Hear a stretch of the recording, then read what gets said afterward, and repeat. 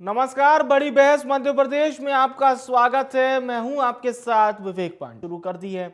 अयोध्या में राम मंदिर के विग्रह की प्राण प्रतिष्ठा कार्यक्रम के बाद उत्साहित भाजपा ने अपने कार्यकर्ताओं के लिए आने वाले 100 दिनों के लिए अभियान की रूपरेखा बना ली है। मध्य प्रदेश में बीजेपी की बागडोर खुद केंद्रीय गृह मंत्री अमित शाह ने थाम ली है।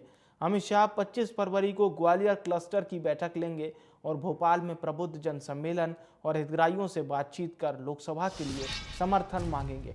अमित शाह के मध्य प्रदेश दौरे से पहले बीजेपी कार्यालय में मोर्चा प्रकोष्ठों के संयोजकों और अध्यक्षों की बैठकों को आयोजित कर उनसे पहले दिए गए कार्यक्रमों का फीडबैक मांगा और लोकसभा चुनाव के लिए बनाए गए कार्यक्रम की जानकारी दी। वहीं कांग्रेस फिलहाल राहुल गांधी की भारत जोड़ो न्याय यात्रा से उत्साहित नजर आ रही है। हालांकि कमलनाथ एपिसोड ने कांग्रेस की मुश्किलों को बढ़ा दिया था, लेकिन अभी कमलनाथ और नकुलनाथ कांग्रेस में ही हैं, जिससे कार्यकर्ता का हौसला अभी तक टूटा नहीं है। इसी बीच कांग्रेस प्रदेश अध्यक्ष जीतू पटवारी, प्रदेश प्रभारी जितेंद्र सिंह और नेता प्रतिपक्ष उमंग सिंगार की मौजूदगी में लोकसभा चुनाव के लिए प्रत्याशी चयन की बैठक के बाद संभावित नामों को दिल्ली भेज दिया गया है और मंडलम सेक्टर्स की बैठक कर कार्यकर्ताओं को जिम्मेदारी सौंप दी गई है। इसी बीच इंडिया गठबंधन के तहत मध्य प्रदेश की खजुराहो सीट समाजवादी पार्टी के खाते में आई है। कांग्रेस यहां से अपना प्रत्याशी खड़ा नहीं करेगी। ऐसे में बीजेपी को प्रत्याशी चयन के लिए थोड़ी ज्यादा मेहनत करनी होगी, क्योंकि उसे 29 सीटों पर काम करना होगा और कांग्रेस को 28 सीटों पर मेहनत करनी होगी। तो यही आज के मुद्दे होंगे और पूरी तरह से हम भी इसे समझने की कोशिश करेंगे और आपको भी बताएंगे कि किस तरह से दोनों पार्टियां अपने अपने चुनाव की तैयारियों को लेकर तमाम व्यवस्थाओं में जुटी हुई है। व्यवस्था इसलिए भी ये शब्द जिक्र किया क्योंकि लोकसभा चुनाव से पहले जिसकी व्यवस्था ज़्यादा सही होगी, ज़्यादा सटीक होगी, वही आने वाले समय में अपनी सही से व्यवस्था बना पाएगा। अब आप कुछ चुनावी बयानबाजियां सुनिए। सियासी बयानबाजियां सुनने के बाद हम चर्चा को शुरू करेंगे। माननीय जीतू पटवारी जी के नेतृत्व में मैं समझता हूँ समस्त जिला प्रभारी, सह प्रभारी, जिला अध्यक्ष और सभी विधायक दल की बैठकें हो चुकी हैं और मैं समझता हूँ ब्लॉक स्तर पर और बूथ लेवल तक समितियां गठित किए जाने हेतु आदेश भी जारी हो चुके हैं। पुरानी समिति जितनी है उनके साथ दूसरी समितियां भी जहां बनाने की जरूरत है उसके लिए निर्देश जारी हो चुके हैं। अब रहा सवाल अभी भारत जोड़ो न्याय यात्रा जो यहाँ से रवाना होगी मध्य प्रदेश से, तो सारी जो प्रत्याशियों की सूची है जो 3 चरणों में जिसमें काम हुआ है, ये जिला प्रभारी, सह प्रभारी, जिला अध्यक्ष और स्थानीय विधायक वो जितनी समितियां थी सबने सर्वे करके माननीय जीतू पटवारी जी को सूची सौंप दी है। जीतू पटवारी जी ने समिति को स्क्रीनिंग कमेटी को सौंप दी है और स्क्रीनिंग कमेटी CWC को सौंपेगी और उसके बाद प्रत्याशी भी घोषित हो जाएंगे। हम समझते हैं कि कांग्रेस पूरी ताकत के साथ जीतू पटवारी जी के साथ उनके नेतृत्व में बहुत जबरदस्त चुनाव लड़ने के लिए तैयार है। लोकसभा के चुनाव की तैयारी की दृष्टि से हम पहले से काम पे तो लगे ही हैं, लेकिन माननीय प्रधानमंत्री जी के मार्गदर्शन में हर बूथ पर 370 वोट बढ़ाना, डॉक्टर श्यामा प्रसाद मुखर्जी के बलिदान धारा 370 के लिए जो हुआ, तो उस भाव के साथ हर बूथ पर डॉक्टर श्यामा प्रसाद मुखर्जी को 370 वोटों का समर्पण भारतीय जनता पार्टी के सभी कार्यकर्ता अपनी अथक मेहनत और परिश्रम से करेंगे। जो 10% वोट शेयर का हमारा संकल्प है, इसको लेकर पदाधिकारियों ने व्यापक तौर पर तैयारी आज माइक्रो मैनेजमेंट के साथ हम इस चुनाव में प्रत्येक बूथ पर चुनाव लड़ने के संकल्प के साथ और प्रत्येक बूथ पर जीत हासिल करेंगे। इस पर हमने तैयारी शुरू की है। जिस प्रकार से गांव चलो अभियान था, गांव चलो अभियान में हम लगभग 53,000 से ऊपर गांव के अंदर भारतीय जनता पार्टी के कार्यकर्ता पहुंचे।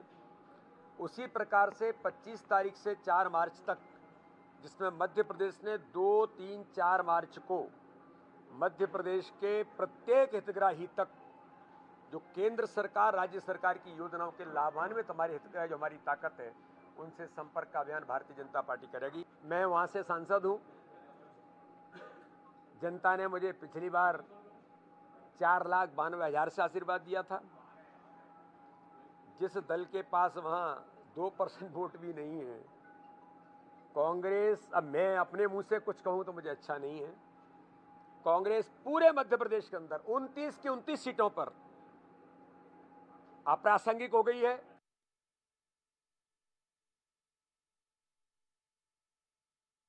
लोकसभा चुनाव को लेकर बीजेपी की तैयारियां तेज है। ये बीजेपी का मिशन 29 है। बीजेपी ने कार्यकर्ताओं के लिए अपने अभियान की रूपरेखा तैयार कर दी है। आने वाले 100 दिनों के लिए ये अभियान की रूपरेखा बनाई गई है और इसके तहत अमित शाह ने एमपी में लोकसभा चुनाव की बागडोर थामी है।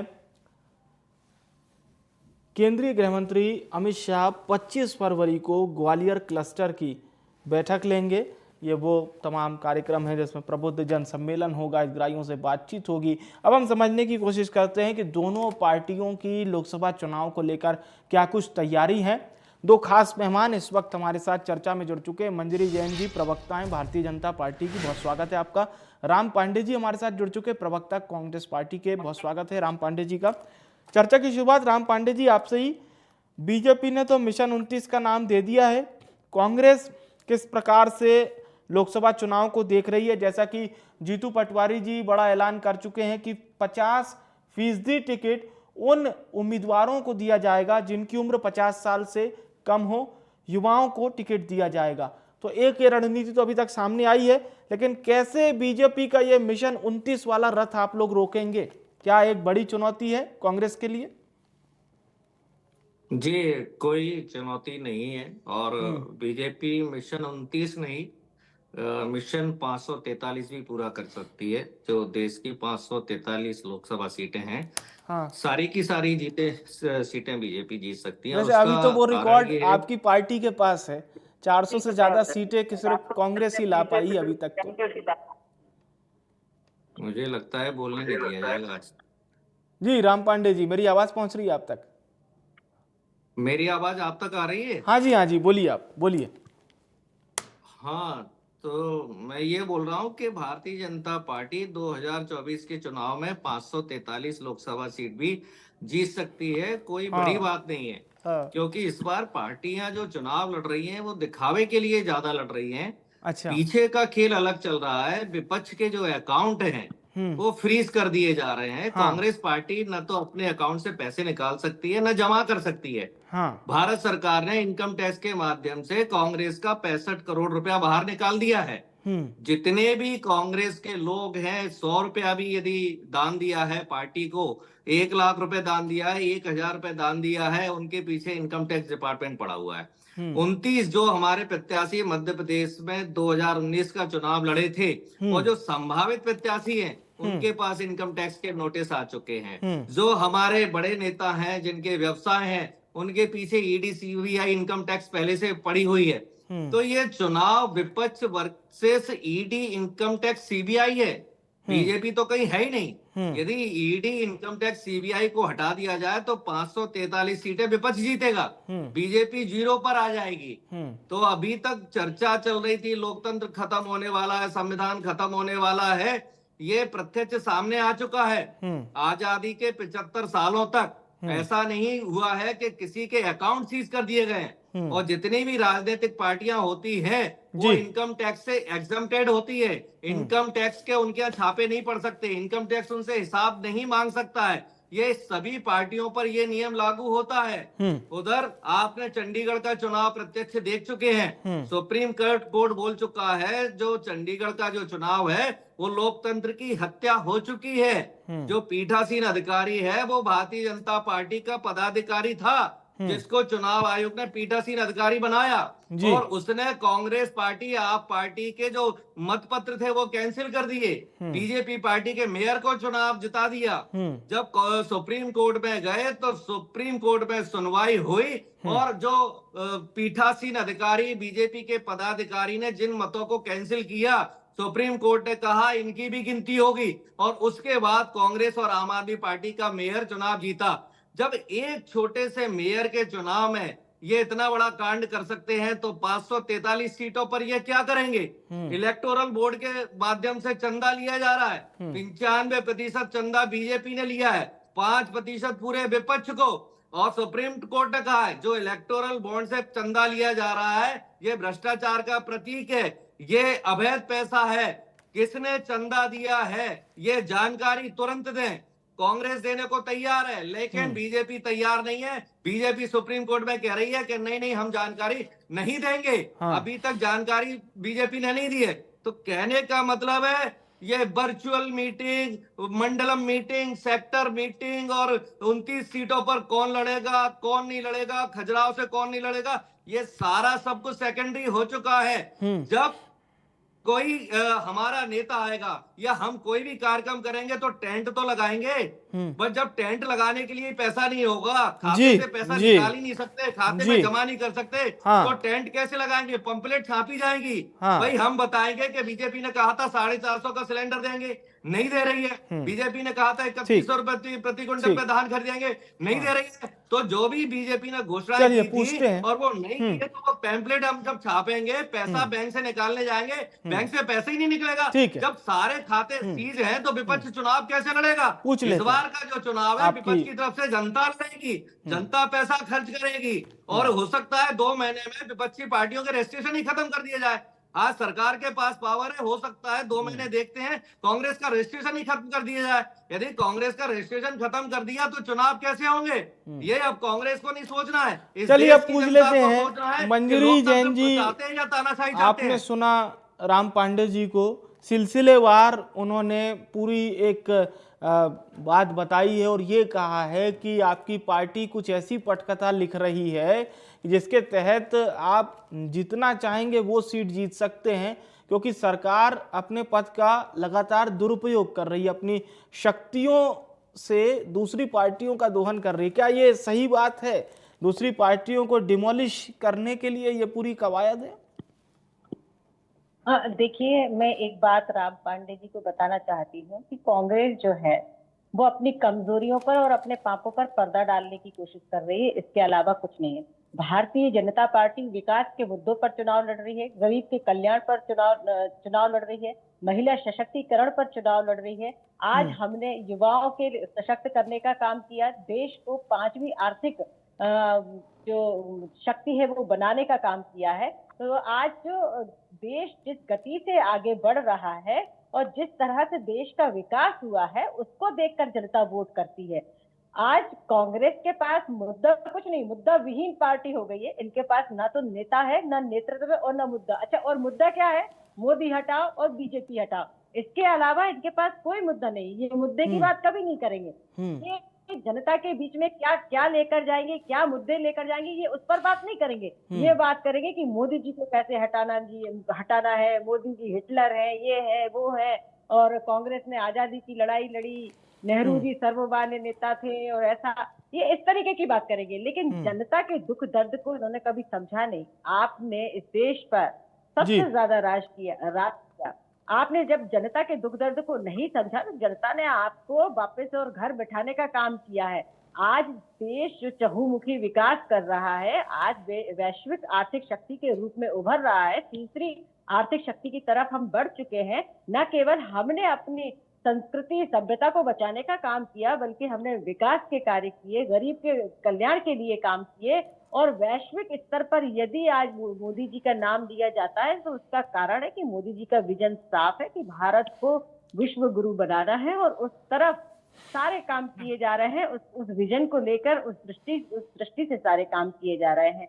अब इनको इल्जामात लगाने के सिवा कुछ काम बचा कहाँ है? इनको तो सिर्फ मोदी जी को कोसना है और भाजपा को कोसना है। अच्छा, और ये जो भारत जोड़ो यात्रा निकालते हैं, जिन लोगों ने भारत को तोड़ा वो भारत जोड़ो यात्रा निकालते हैं, भारत जोड़ो न्याय यात्रा निकालते हैं। जनता के साथ अन्याय करने वाले लोग आज भारत न्याय यात्रा निकाल रहे हैं, तो इनको तो माफी यात्रा निकालनी चाहिए। तो मैं समझती हूँ इस देश के साथ जितना बुरा कांग्रेस ने किया, और ये बात कर रहे हैं, ईवीएम की बात कर रहे हैं, कभी अभी जो बैलेट पेपर से हुआ उसमें भी इनको दिक्कत है। जो चुनाव हुआ, ईवीएम से चुनाव होता है, उसमें भी इनको दिक्कत है। अपनी कमियों को नहीं देखेंगे। और ये इनका ये कहना है कि ये तानाशाही का आलम जो खड़ा किया है वो मोदी जी ने किया है। राम पांडे जी, इमरजेंसी की याद कर लीजिए, वो काला दिन जब घर से छोटे छोटे कार्यकर्ताओं को बुला कर पकड़ कर घसीट कर जेलें भर दी गई थी। वो काला दिन भी और वो काला समय भी इस देश की जनता ने देखा है। कांग्रेस ने हमेशा जनता के साथ दोहन किया है, उनके साथ अन्याय किया है, तो जी। निश्चित तौर पर 2024 के चुनाव में, लोकसभा चुनाव में हम निश्चित 400 पार जा रहे हैं। और क्योंकि जनता का आशीर्वाद है, जनता का विश्वास है मोदी की लेकिन गारंटी मंजरी जी, आपने इमरजेंसी की बात की, कांग्रेस कहती है कि साहब वो तो डिक्लेयर इमरजेंसी थी, उसके कारण देश के सामने बताए गए थे, लेकिन अब अनडिक्लेयर इमरजेंसी लग गई है, यानी कि ये इमरजेंसी तो नहीं है, लेकिन हाँ ये आरोप कांग्रेस लगाती है कि अब अनडिक्लेयर इमरजेंसी चल रही है। पहरा, सख्त पहरा वैसा ही है, स्वीकार तो कर ही बस लिया। नॉमिनेट नहीं किया कांग्रेस गया। ने ये स्वीकार कर लिया, कांग्रेस ने ये स्वीकार कर लिया कि इमरजेंसी इन्होंने क्यों लगाई थी, और वो सारा घटनाक्रम सबने पढ़ा है, और काल जो इमरजेंसी का क्योंकि जो वो काला कह रहे इतिहास है हैं, वो हाँ, सबने पढ़ा हुआ है। हाँ, अभी वो ये ये बताइए, जी बोलिए इनकम टैक्स बोलिए की बात करते हैं, बोलिए। ईडी की बात करते हैं। आप ये बताइए, आपके घर ईडी का छापा क्यों नहीं पड़ता, मेरे घर ईडी का छापा क्यों नहीं पड़ता, इनकम टैक्स के नोटिस या सम्मन्स आपके घर क्यों नहीं जाते, राम पांडे जी के घर क्यों नहीं जाते? भाई जहां आगे वहां तो धुआं उठेगा ना। चलिए पूछ लेते हैं, ये अहम बात आपने कही है कि जहां आगे धुआं वहीं उठेगा। डायरी मिली है, हाँ, वो क्या भारतीय जनता पार्टी के कार्यकर्ताओं ठीक ने है, क्या कर दिया? राम पांडे जी से एक जवाब ले लेते हैं। जानकारी मांगी, ठीक है, उनकी विवरणिका में ठीक है। आपकी जानकारी दुरुस्त नहीं है। जी, आप क्यों जी। जानकारी देने से क्यों डरते हैं? आप उसको राजनीतिक मुद्दा क्यों बनाते हैं? ठीक है। हर काम बीजेपी के ऊपर क्यों थोपना चाहते हैं? ठीक है। राम पांडे जी क्या कहेंगे अभी मंत्री जी की बात पर? जी, टोटल एक लाइन में कहूंगा, जो भी कुछ बोला झूठ बोला, बड़े दमदारी से बोला, और भारतीय जनता पार्टी की विचारधारा के अनुसार बोला। इमरजेंसी का बोला, इमरजेंसी में जैसा बोला जाता है ऐसा कुछ भी नहीं था, और यदि ऐसा होता तो संजय गांधी का बेटा वरुण गांधी भारतीय जनता पार्टी से सांसद नहीं होता। यदि इमरजेंसी में इतनी खराबी होती तो संजय गांधी की पत्नी मेनका गांधी भारतीय जनता पार्टी में नहीं होती। यदि इमरजेंसी इतनी खराब होती तो राहुल गांधी का छोटा भाई वरुण गांधी बीजेपी में नहीं होता। और मुझे भी वो समय याद है, ऐसा कुछ भी नहीं था, बल्कि इमरजेंसी के दौरान तो पॉपुलेशन कंट्रोल की बात की जा रही थी और भारतीय जनता पार्टी ने उसका विरोध किया। आज पॉपुलेशन कंट्रोल की बात यदि भारतीय जनता पार्टी मान लेती तो आज हमारे देश की जनसंख्या इतनी नहीं होती और हमारा देश कुछ समृद्धि की ओर अलग होता। अब ये कितना बड़ा झूठ बोला, 5वीं अर्थव्यवस्था है, अरे तीसरी थी मनमोहन सिंह जी के टाइम पर। ये 11वीं 12वीं 17वीं 18वीं पता नहीं कहां से ले आते हैं। मनमोहन सिंह जी के टाइम पर तीसरी अर्थव्यवस्था थी, अब 5वीं है। और अर्थव्यवस्था से देश की समृद्धि समझ में नहीं आती है, देश की समृद्धि समझ में आती है प्रति व्यक्ति आय कितनी है। प्रति व्यक्ति आय में हम दुनिया के 100 देशों में भी हमारा नंबर नहीं है। प्रति व्यक्ति आय में अमेरिका, चीन, जापान, इंग्लैंड, जर्मनी हमसे कई गुना आगे हैं। तो हमें शर्म आनी चाहिए कि 81 करोड़ जो हमारे लोग देश में बीपीएल लोगों को राशन बांट रहे हैं, जिस देश में 81 करोड़ लोगों को फ्री में राशन बंट रहा है। देखिए मैडम का मुंह बंद कराइए। ठीक है मंत्री जी, मैं आऊंगा आपके पास। राम पांडे जी अपनी बात रख लें, फिर आप बोलिएगा। मंत्री जी आप नोट कर लीजिए, आप बोलिएगा। फिर बीच में कहते हैं महिला का अपमान कर दिया। अरे ठीक है, आप राम पांडे जी बात कंटिन्यू कीजिए, बोलिए आप अर्थव्यवस्था, आप अर्थव्यवस्था पे कह रहे थे, बोलिए। ये पता नहीं क्यों बीच बीच में आप ऐसी महिलाओं को बिठाते हैं जो डिस्टर्ब करती हैं। वो भी प्रदेश प्रवक्ता है, उनका भी नहीं। चलिए मैं इनकी बहन साक्षी मलिक के साथ दुष्कर्म होता है तब ये चुप रहती हैं। चलिए अब आप अर्थव्यवस्था की बात कर रहे थे ना, आप अर्थव्यवस्था बताइए आप। चलिए मैं चाहूंगा 2 मिनट थोड़ा सा हमारे सम्मानित प्रवक्ताओं का ऑडियो डाउन कर दीजिए। मेरी टेक्निकल टीम से निवेदन है, प्लीज। मैं आप दोनों सम्मानित प्रवक्ताओं का बहुत सम्मान करते हुए कह रहा हूं, अभी आपका ऑडियो ऑन एयर नहीं आ रहा है। राम पांडे जी, मंजरी जी, मैं चाहूंगा व्यक्तिगत बयानबाजी के बजाय आप अर्थव्यवस्था पर कह रहे थे, आप अर्थव्यवस्था की बात कीजिए राम पांडे जी, फिर मंजरी जी से एक फाइनल रिएक्शन लेंगे। राम पांडे जी आप बोलिए। हाँ बोलिए। ठीक है, मुझे जवाब देने दीजिए। इन्होंने इतना झूठ बोला, इतना बकवास। आप बोलिए ना, आप खंडन कीजिए ना। आलोचना की भी एक भाषा होती है, आलोचना कीजिए ना। मेरा समय, आप मुझसे सवाल पूछिए, मैं जवाब दूंगा। मैं दे रहा हूँ आपको स्लॉट दे रहा हूँ। रखिए ना राम पांडे जी। चलिए आप बोलिए। देखिए संसदीय भाषा में हम लोग बात करें, आलोचनात्मक भाषा में तरजीह, उसकी मर्यादा भी हमें बनाए रखनी होती है। हमारे सामान्य दर्शक इस प्रोग्राम को बड़े चाव से देखते हैं, उनके सम्मान का भी हमें ख्याल रखना होता है ताकि वो अच्छे और मर्यादित शब्दों को सुने। ब्रजभूषण सिंह के लिए या मोहम्मद के चलाती है, कुलदीप सेंगर के लिए मोहम्मद के चलाती हैं, ये तब इनका मुंह बंद रहता है। मणिपुर में नग्न महिलाएं घूमती है तब इनका मुंह बंद रहता है। ऐसे ऐसे कैसे आप लोग चर्चा कर पाएंगे? चलिए मैं चाहूंगा एक एक फाइनल आपको रिएक्शन आप समझाइए ना। दोनों, एक एक फाइनल रिएक्शन आप दोनों मेहमानों का। राम पांडे जी, शुरुआत आपसे, फाइनल रिएक्शन। ये है कि देश में भारतीय जनता पार्टी जब से आई है, देश में टोटल नौटंकी चल रही है।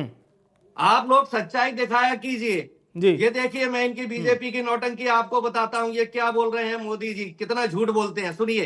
देखिए 2022 यानी आज से 3-4 साल के बाद मैंने व्रत लिया है, संकल्प किया है 2022 आजादी के 75 साल होंगे तब हिंदुस्तान में एक भी परिवार ऐसा नहीं होगा जिसका अपना खुद का पक्का घर नहीं होगा। समझ लिया आपने कितना झूठ बोलते हैं बीजेपी के प्रधानमंत्री और बीजेपी। 41% लोगों के पास आज भी घर नहीं है, और इन्होंने क्या कहा था कि 2022 तक एक भी आदमी ऐसा नहीं होगा जिसका घर नहीं होगा। अब इतने बड़े प्रमाण की क्या जरूरत है? वो कितनी सारी बातें उन्होंने झूठ बोली हैं, चाहे वो 2 करोड़ रोजगार हो, 15 लाख हो, स्मार्ट सिटी हो, बुलेट ट्रेन हो, हर महीने हर दिन हमेशा झूठ बोलते हैं। चलिए एक फाइनल रिएक्शन मंजरी जी। 24 घंटे झूठ बोलता हूं। ठीक है दुनिया का कोई प्रधानमंत्री इतना झूठ नहीं एक फाइनल रिएक्शन आपका। मोदी मोदी मोदी मोदी ठीक है, ठीक है राम पांडे बोलना चाहिए झूठा झूठा झूठा झूठा। पांडे साहब प्लीज, मंजरी जी बोलिए फाइनल रिएक्शन। देखिए, बकवास, झूठ की दुकान, भ्रम की दुकान खोलकर बैठी है कांग्रेस। पहला रिएक्शन। दूसरा रिएक्शन, इन्होंने जो झूठ बोला कि 11वीं अर्थव्यवस्था थी 2014 के पहले, शर्म आना चाहिए। हर दिन सोना गिरवी रखने जाते थे। आपकी सरकार थी उस समय, राम पांडे जी सुन तो लीजिए, वो भी सुन रही थी आपकी बात, वो भी आपकी बात को सुन रही थी, उनकी बात तो पूरी हो जाने दीजिए। अरे सर उनकी बात तो पूरी हो जाने दीजिए। पांडे जी उनको बोल तो लेने दीजिए, वो भी तो आपकी बात सुन रही थी सर। आप प्रधानमंत्री जी का वीडियो चला रहे थे, वो भी सुन रही थी। शांत होके सुना उन्होंने शांत होके सुना। प्लीज प्लीज प्लीज देखिए दोनों, चलिए अब उनके भी स्लॉट में आप ही बोलेंगे, कैसे चल पाएगा? और उन पर आप आरोप कर रही हैं। मतलब कितना झूठ बोलेंगे, प्रधानमंत्री उनका भारत रत्न दे रहे हैं। राम पांडे प्रधानमंत्री आप उनको बोलते लेने दीजिए। आप कह रही हैं कि सोना की अब देखिए मेरे पास अब क्लोजिंग की कॉल आ गई है, मैं क्षमा चाहूंगा मंजरी जी, आपको मैं पर्याप्त समय नहीं दे पाया, मैंने पूरी कोशिश की, परंतु आज चलिए धन्यवाद करूंगा मैं मंजरी जी आपका, राम पांडे जी आपका, बड़ी बहस में हमारे साथ जुड़ने के लिए शुक्रिया। देखिए कई बार बहस में चीजें ऐसी ही होती हैं, लेकिन प्रवक्ताओं को भी सोचना चाहिए कि अपनी बारी में बोलने के बाद दूसरे प्रवक्ता को भी बारी दीजिए, ताकि वो भी अपनी पार्टी की बात रख सके। खैर, आज हमने बात की लोकसभा चुनाव को लेकर, दोनों ही पार्टियां किस तरह से चुनावी मैदान में जाने के लिए तैयार हैं। कांग्रेस सिलसिलेवार आरोप ये लगा रही है कि साहब आप तो हमें सत्ता का ऐसा दुरुपयोग कर रहे हैं कि हमें कुछ करने ही नहीं दे रहे, हमारे अकाउंट फ्रीज कर देते हैं, हमारे नेताओं के यहाँ ईडी, सीबीआई, आईटी भिजवा देते हैं, केंद्रीय एजेंसियों से जांच करवाने लगते हैं, चुनाव को प्रभावित कर देते हैं, सरकार गिरा देते हैं, ईवीएम को हैक कर लेते हैं, और भी न जाने अनगिनत आरोप। बीजेपी ने इन सभी आरोपों को सिलसिलेवार बेबुनियाद बताया। बीजेपी का यह कहना है कि कांग्रेस का जनाधार घट चुका है, कांग्रेस को जनता सपोर्ट नहीं कर रही है, और यही कांग्रेस खंड खंड में बटी हुई अब सिर्फ आरोपों की बारिश करने में लगी हुई है। फिलहाल के लिए बड़ी बहस में इतना ही।